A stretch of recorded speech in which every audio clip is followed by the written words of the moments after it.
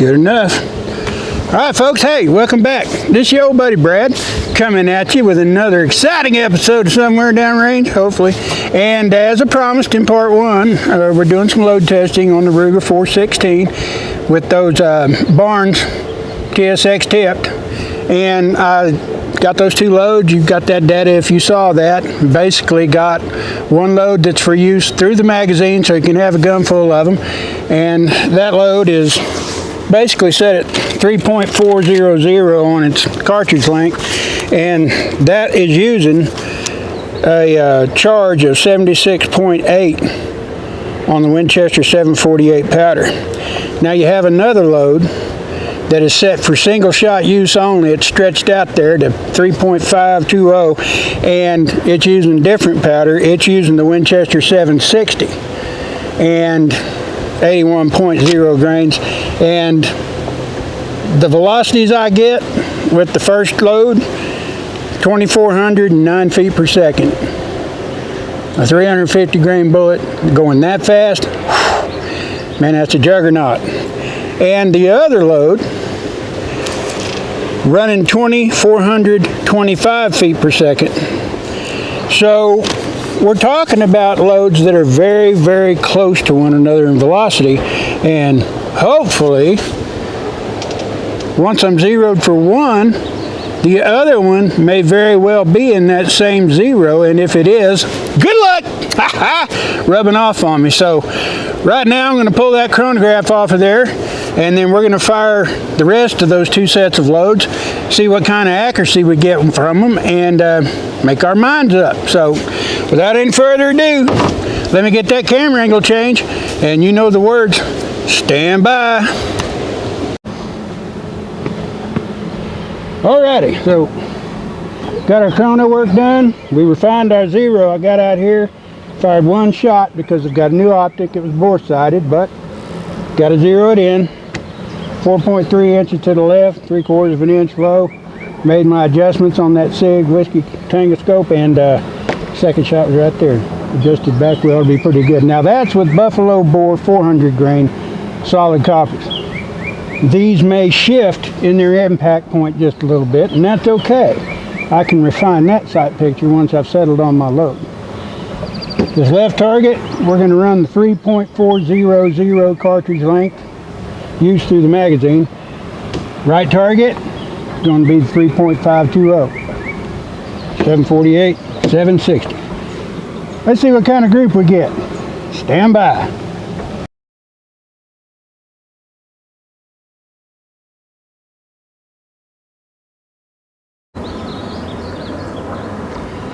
All right.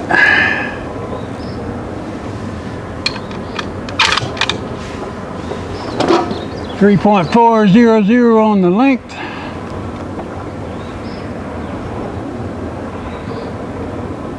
See how them bad girls do. Gonna run 3 rounds into that left-hand target.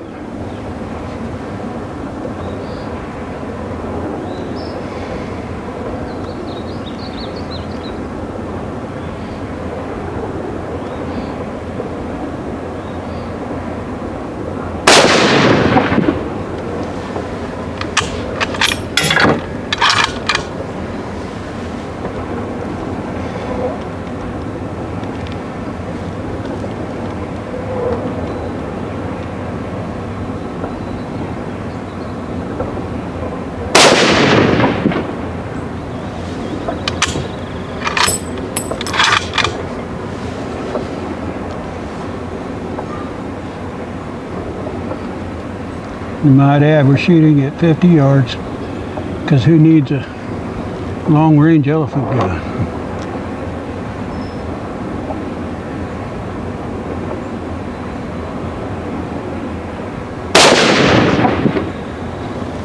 I don't think I'm going to have much of a problem with that load. All right. Not looking bad at all. Let's give that barrel a second to cool.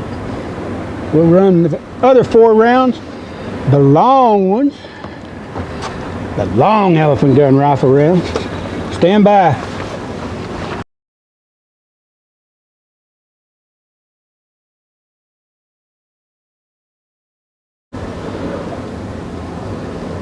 All right, so now we're going to run some of the 3.520 cartridge length. See if they do any better or any worse on that right-hand target.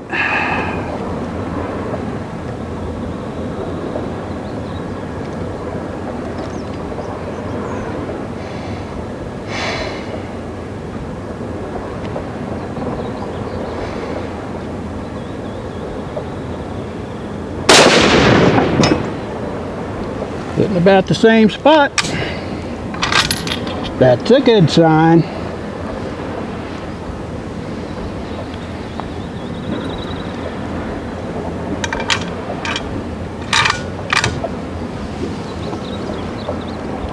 That's always a good sign.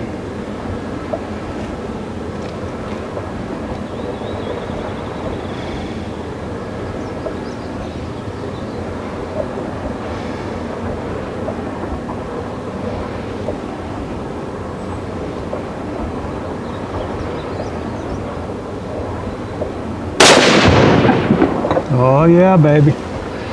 Looking good.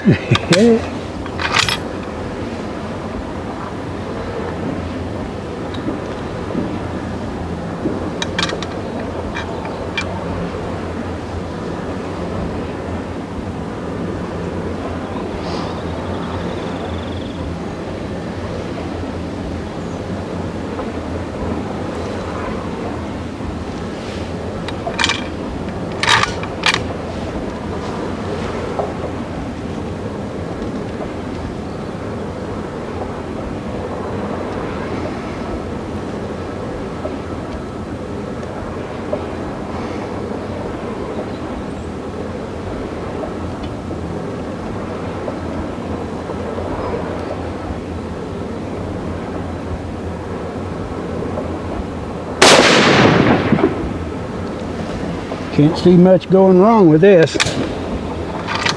I know that round when I pulled the trigger, I saw the reticle moving just a little bit off of the center point. But I think that's going to be okay once I get down there and look at it. I don't think I really have much to kick about. I'm just barely starting to get a little heat barrage off the top of the barrel, so I'm glad this is the last one. So if she flies a little different, the barrel's just warming up.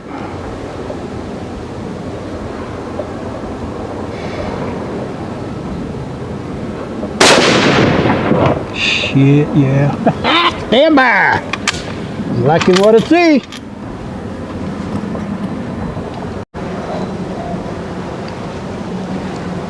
Man, I just love it when a plan comes together.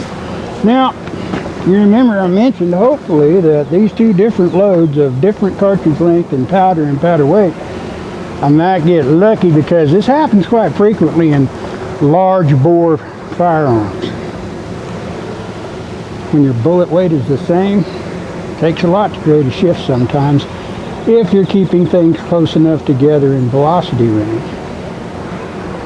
Now, this is the first 3-shot group, the 3.400, and I'm going to say that this is probably an anomaly. That's probably me. It's the first shot fired on the grouping, and I felt a little yippy on the trigger. I settled in and fired this group right here, 2 rounds that you can cover with a quarter. Then I fired this group. Now you can cover that with a 50-cent piece. 4 rounds, and as I mentioned, the barrel was getting hot. You could see a little mirage.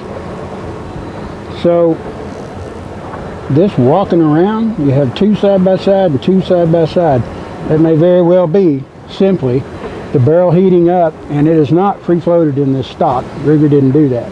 So, yeah, the nice part is their relationship to the bullseye is more or less from center here to here and center here to here, the same damn relationship. Right here, centered under that first line, right there. These may be a little bit higher, but that's because they were higher velocity. But other than that, I can use at 150 yards at least back in, I can use either one of these rounds. And I don't have to mess with my zero. Ain't that awesome? Stand by.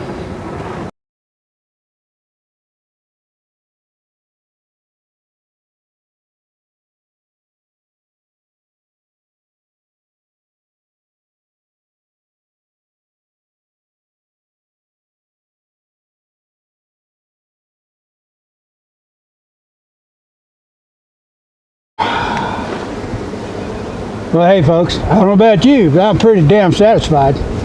Yeah, that'll work just fine.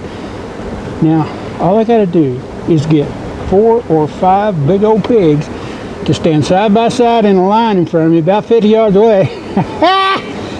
And I think I could actually set a record. You thought about that? Is there a Guinness Book of World Records for the number of wild feral hogs killed with one shot from an elephant gun? I'm gonna have to look at it. Well, folks, I hope you had fun. I hope you enjoyed it, and I know I did. Always love shooting something that does this, especially with a gun that shoots a bullet that big, that fast. Yeah, nothing wrong with it. So I'm gonna go home, give her a good cleaning, get this video fixed up and ready to give to you guys. Hope you guys have a great weekend, and I'll be seeing you soon somewhere downrange. Maybe. I'm Brad. Thanks for stopping by. Have a great weekend. Love you. Pass it on. Bye.